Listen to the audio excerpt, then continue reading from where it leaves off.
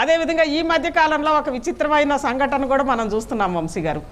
ఒకటి ఇక్కడ ఈ మధ్య కాలంలో కవిత చేసిన ఉద్యమాలు, ఎందుకంటే దీనికి దానికి ఏమన్నా సంబంధాలు ఉన్నాయేమో, ఒకవేళ కవిత లిక్కర్ స్కామ్కి సంబంధించి ఎక్కువగా మనం ఇన్వాల్వ్ అయితే అది ఆ చెడ్డ పేరేమన్నా తమకు వస్తుందేమోనని ఏమన్నా కేసీఆర్ గారి కుటుంబ సభ్యులు కూడా భావించారేమో తెలియదు.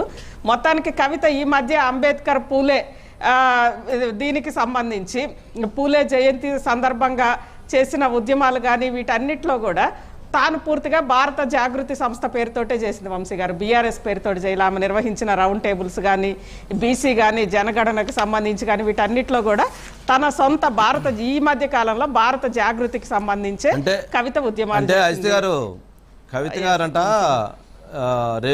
రౌస్ అవెన్యూ కోర్టులో ఒకటి అడిగారట, నాకు బుక్స్, స్టేషనరీ, ఒక పెన్నులు ఇవన్నీ ఇవ్వండి అని అడిగారట. అంటే ఇప్పుడు రేపు అక్కడ కూర్చొని చక్కగా అంటే ఒక పార్టీ పెట్టాలి అంటే ఒక నూతన పార్టీ ఎలా పెట్టాలి, ఎలాంటి సిద్ధాంతాలు ఉండాలి, ఎలాంటి ప్రణాళికలు ఉండాలి, అందుట్లో ఉమెన్కి ఎటువంటి ఇది ఉండాలి, మహిళా రిజర్వేషన్ బిల్లు ఎలా ఉండాలి, జాగృతిలో దీన్ని ఎలా భాగస్వామ్యం చేయాలి, ఇలాంటివన్నీ కూడా ఒక స్ట్రక్చర్ రెడీ చేసి రేపు బయటికి రావడంతో అట్లా అనౌన్స్ చేసేటువంటి అవకాశాలు ఏమైనా ఉన్నాయా? అంటే బయట ఒక సర్కిల్లో చర్చ జరుగుతుంది, తను పార్టీ పెట్టాలన్నటువంటి భావంతో ఉంది అనేటువంటి అభిప్రాయం జరుగుతూ ఉంది. మరి అందుకు తను సన్నద్ధమయ్యారని భావించవచ్చు అంటారా? ఓ పక్క జగన్మోహన్ రెడ్డి గారు ఆంధ్రప్రదేశ్లో ముఖ్యమంత్రిగా ఉంటే వాళ్ళ చెల్లెలు ప్రత్యర్థి పార్టీలో అన్న కరెక్ట్ కాదు, నేనే కరెక్ట్ అని చెబుతూ ఉంది. మరి ఇక్కడ కేటీఆర్ గారు నెక్స్ట్ కాబోయే సీఎంఓ లేదా కాబోయే వర్కింగ్ ప్రెసిడెంట్గా ఉన్నారు, వన్ వర్కింగ్ ప్రెసిడెంట్. మరి ఆయన పార్టీలో ఆ ప్రత్యర్థి పార్టీ పెట్టి మరి మా అన్న కాదు నేననేటువంటి పరిస్థితి ఏమైనా వస్తుందంటారా ఏంటి? అంత కన్ఫ్యూజన్గా ఉందండి, ఏం అర్థం కావట్లేదు అసలు ఈ రాజకీయాల్లో. వంశీ గారు అంటే నిన్నటి నుంచి జరుగుతున్న పరిణామాలు చూస్తే ఒకటి సరే కవిత ఇంటికి సడన్ గా అంటే అంత ఈడీ ఐటీ అధికారులు వచ్చినా సరే పార్టీ వర్గాలకి తెలియకుండా ఉంటుందా? పార్టీ వర్గాలకి తెలిసినప్పుడు అక్కడికి వచ్చి నిరసన తెలియజేసిన క్యాడర్ని చూస్తే వంశీ గారు ఆ క్యాడరేనా నిజంగా బీఆర్ఎస్ క్యాడర్ అంటే వాళ్ళేనా? దానికి తోడు అక్కడ ఈవెన్ స్థానిక కార్పొరేటర్తో సహా బీఆర్ఎస్కి సంబంధించిన వాళ్ళు ఉన్నారు, వాళ్ళు కూడా రాలేదు వంశీ గారు. ఆ చుట్టుపక్కల స్థానిక కార్పొరేటర్కి సంబంధించిన వాళ్ళు కూడా అక్కడికి రాలేదు. అదేవిధంగా ఈరోజు ఈవెన్ అరెస్ట్ తర్వాత కూడా రాష్ట్ర వ్యాప్తంగా నిరసనలకు పిలుపునిచ్చారు, కానీ నిరసనలు ఎక్కడా కూడా పెద్దగా అంటే అసలు ఒకప్పుడు టీఆర్ఎస్ ఏదన్నా ఒక ఉద్యమానికి పిలుపునిస్తే అది ఎలా ఉండేది అనేది అందరం ప్రత్యక్షంగా చూసాము. అలాంటిది ఈరోజు ఎక్కడా కూడా పెద్దగా నిరసనలు కూడా రావట్లేదు. ఒకటి అంటే పార్టీలో కూడా ఒక రకమైన స్తబ్దుగా ఉన్న వాతావరణం ఏర్పడింది. అది అయిపోయిన తర్వాత రాత్రి నుంచి కూడా కేటీఆర్ గారు కానీ కేసీఆర్ గారు కానీ ఇంకా మీడియాతో మాట్లాడాలి. సరే అక్కడ కేటీఆర్ గారు వెళ్ళారు, అదేవిధంగా ఢిల్లీ కూడా వెళ్తున్నారా అని చెప్పారు, వెళ్ళుంటారు.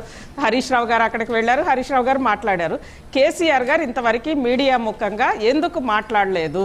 ఎందుకంటే ఇది ఒకవేళ కక్షపూరిత రాజకీయాలు అయితే ఒకవేళ ఎలక్షన్స్ టైం కూడా కదా వంశీ గారు, ఎలక్షన్స్ టైంలో కక్షపూరితంగా బీజేపీ కనుక వ్యవహరిస్తూ కవితను అరెస్ట్ చేసి బీఆర్ఎస్ని టార్గెట్ చేస్తోంది అని అనుకుంటే కేసీఆర్ గారు ఎందుకు మాట్లాడలేదు? అది కొంత అనుమానాలకి దారితీస్తోంది. అదేవిధంగా పార్టీ నుంచి కూడా రావాల్సిన నిరసనలు రావట్లేదు. ఈ రెండిటితో పాటు గత కొద్ది కాలంగా కవిత గారు తన సొంత భారత జాగృతి సమితి పేరుతోటే ఆమె తన కార్యక్రమాలు కవిత గారు స్వతంత్రంగా చేసుకుంటున్నారు. ఈ మధ్య కాలంలోనే కమిటీలు కూడా రద్దు చేశారు, కొత్త కమిటీలు కూడా వస్తాయి.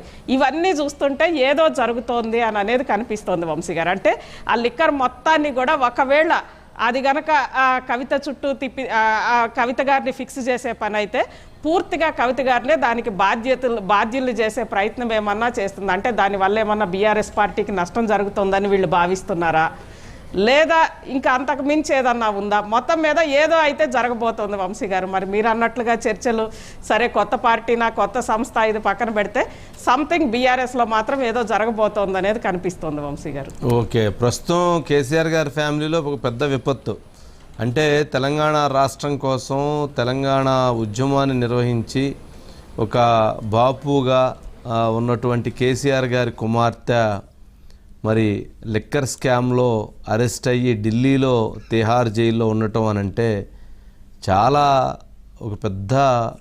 ఒక సంక్షోభం. వాళ్ళ కుటుంబంలో ఒక పెద్ద విపత్తు, పార్టీలో ఒక పెద్ద సంక్షోభం, లేదా ఒక పెద్ద చర్య. అవునన్నా కాదన్నా తనకి ఈ స్కామ్తో సంబంధం ఉంది అనేటువంటిది వ్యక్తమైంది. మరి అందుట్లో ఫ్యాక్ట్ అవునా కాదా, ఇందుట్లో తప్పు జరిగిందా లేదా, డబ్బులు తిన్నారా లేదా అనేటువంటిది నెక్స్ట్. కానీ ప్రస్తుతానికైతే తను లిక్కర్ స్కామ్లో ఉంది అనేటువంటి దాన్ని ప్రజలు 100% ఎక్కువ మంది విశ్వసించేటువంటి అవకాశం ఉంది.